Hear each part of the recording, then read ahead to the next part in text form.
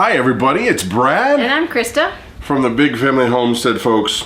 I gotta tell you, this video is hard. It's hard to make and it's hard to watch because I feel for you.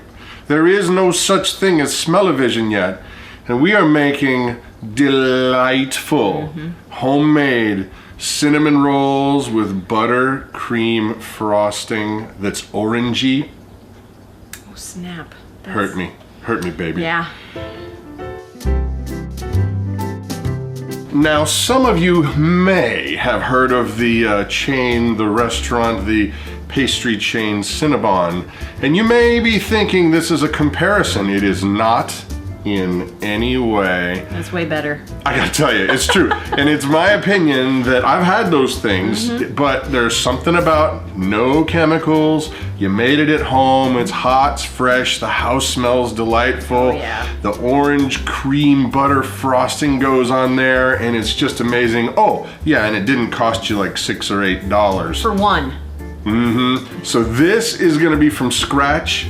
Mama is gonna be the fingers in the pot. We're gonna make it up and show you, and it can change you. I gotta be honest, honestly. It's made him into the man he is today. Now the way this recipe goes together is two parts. You've got the bread part and then you have the icing part. We're gonna show you the ingredients for the bread part right now. Now for the bread dough part, it's basically our Amish white bread recipe. What you've got is 2 cups of warm water. You've got 2/3 cup of sugar, 1 1/2 tablespoon of dry active yeast. You're gonna use 1 1/2 teaspoon of salt, 1/4 cup of oil, and 5 to 6 cups of flour. And Mama will show you why it's not 5 or 6, but 5 or maybe 6. Yeah. Also, I nearly forgot that you're gonna wanna have on hand halfway during the baking of the bread part a sugar and cinnamon mix, and you usually want about 3 parts sugar to 1 part cinnamon, and that's gonna go on the top. You'll just pull it out halfway through the baking, and I wanna show you that later, but I didn't wanna forget about it near the ingredients part. Now for the bread part, baby. What do we gotta do? You need 2 cups of really warm water. It has to be warm, almost too hot to the touch. Now you take your sugar and you get that dissolved in your warm water. Once the sugar is dissolved, you can add your yeast. 1.5 tablespoons of yeast. And all I do is I spread it around on the top and I leave it. Next we're adding our oil. Give that a little bit of a stir. Now we're going to add 2 to 3 cups at first. And add your salt. Mix that well. So now you see that it's starting to pull away from the sides of the bowl. It's working, it's coming together. And you're adding little by little. Little bits of flour, I'll add 1/2. And what are you looking for? Looking for a non-sticky dough. All right, it's now time to put it down onto the floured counter so that we can knead in a little bit more flour so it's not so sticky.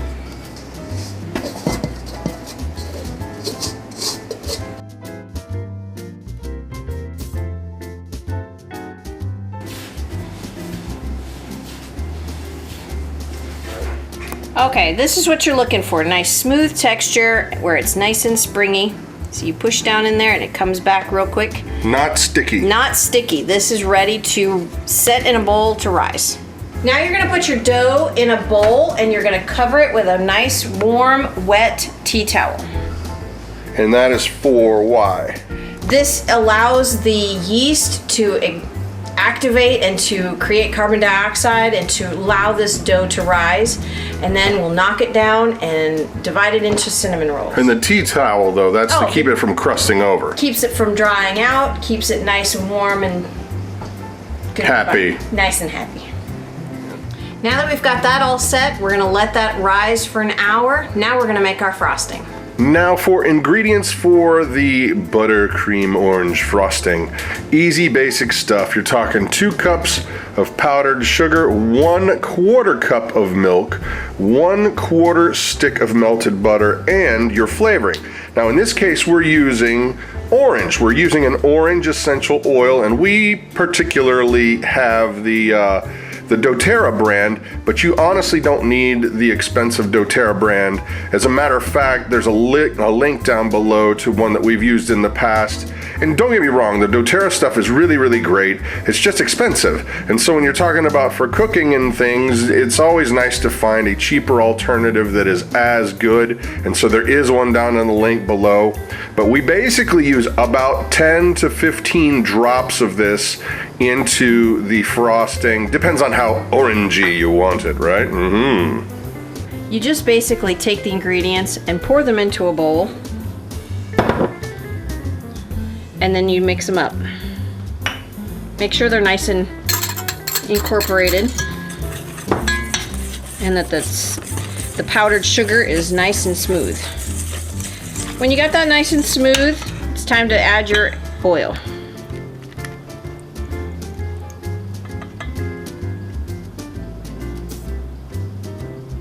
That's about 10.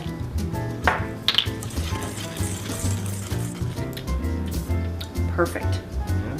So now we've waited for our dough to rise for an hour, and we're going to put it out onto a floured counter, and we're not going to knead it.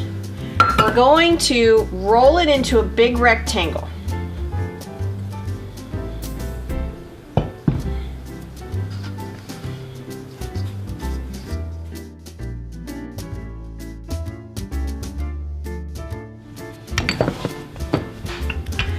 This is where a French rolling pin would come in handy. We'll list one down below if you don't have one and want one.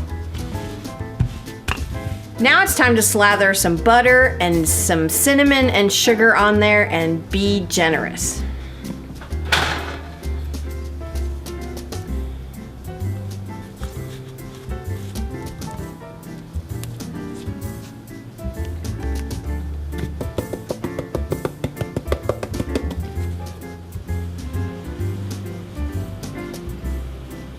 Now you carefully roll this into a log, like so.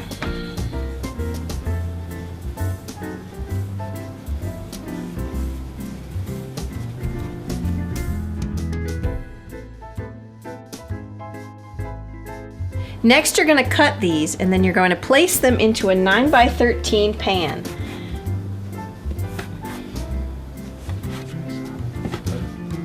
Now it's important that you use a greased pan so that your rolls don't stick.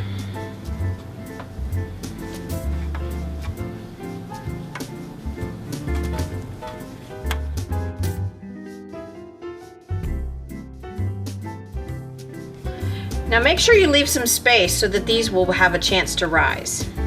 So now these should set aside and rise for 30 minutes, and during that time we'll go ahead and preheat our oven to 350 degrees.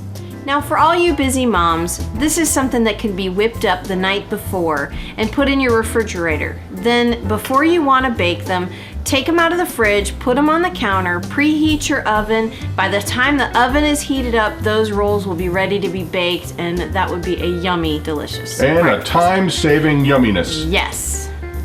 So now our rolls have risen for 30 minutes. Wow. Woo, look at that. Good. Time to go Time into for the oven 350 degrees. for 30 minutes. 30 minutes. Bye-bye, deliciousness. Oh. Now, one quick thing. About halfway through the baking, maybe even a little bit longer, you want to take those cinnamon rolls out, and you're going to go ahead and douse them down, sprinkle them really good with a mixture of sugar and cinnamon, about 3/4 sugar to 1/4 cinnamon, and that's gonna give you that nice bubbly top, and oh my Lanta. Here we go. Woo-wee. Look at that delightfulness.